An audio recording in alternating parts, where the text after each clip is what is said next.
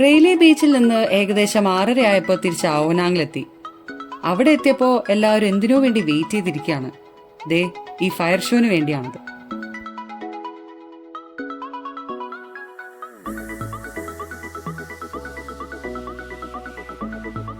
ആവോനാങ് ബീച്ചിന്റെ പല ഭാഗത്തും സൺസെറ്റ് ടൈം മുതൽ ഫയർ ഷോസ് നടക്കാറുണ്ട്. അതിൽ ഫ്രീ ഷോസും ഉണ്ട്, ഹോട്ടൽസും റിസോർട്ട്സും ഒക്കെ നടത്തുന്ന പ്രൈവറ്റ് ഷോസും ഉണ്ട്.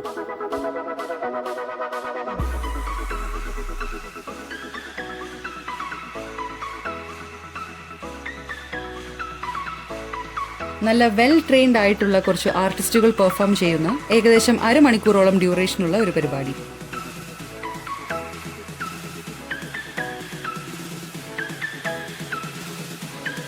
ഫയർ ഷോയുടെ ഭംഗി ഇലവേറ്റ് ചെയ്യുന്നത് ഈ ബീച്ച് വ്യൂയും സൺസെറ്റിന്റെ ബാക്ക്ഗ്രൗണ്ടുമാണ്.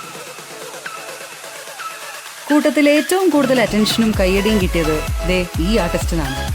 പുള്ളിയുടെ ലിമിറ്റേഷൻസ് ഓവർകം ചെയ്ത് നല്ല പ്രാക്ടീസും കോൺസെൻട്രേഷനും വേണ്ട ഈ ഫയർ ഷോ വളരെ ഭംഗിയായി പെർഫോം ചെയ്തു.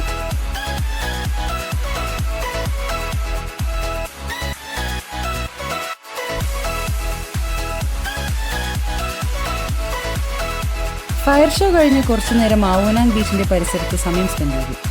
കൂടുതലും ഫാമിലി ക്രൗഡാണ് ഇവിടെ. എത്ര ആൾക്കാരുണ്ടെങ്കിലും വലിയ ബഹളങ്ങളില്ലാതെ ഹോളിഡേ സ്പെൻഡ് ചെയ്യാൻ പറ്റിയ ബെസ്റ്റ് പ്ലേസ് ആണിത്.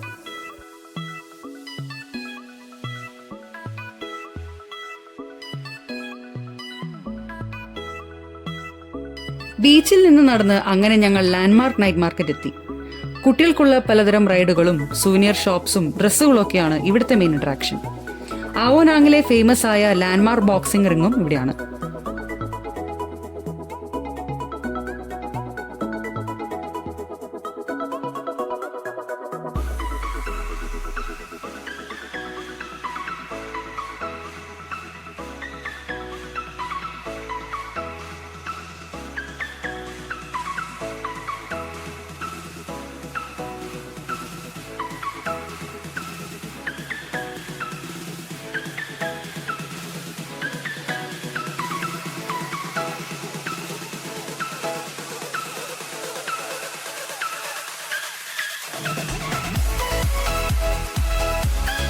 തായ്ലൻഡിനെ പറ്റി പറയുമ്പോൾ അവിടുത്തെ ഫുഡിനെ പറ്റി എങ്ങനെയാ പറയാണ്ടിരിക്കുക.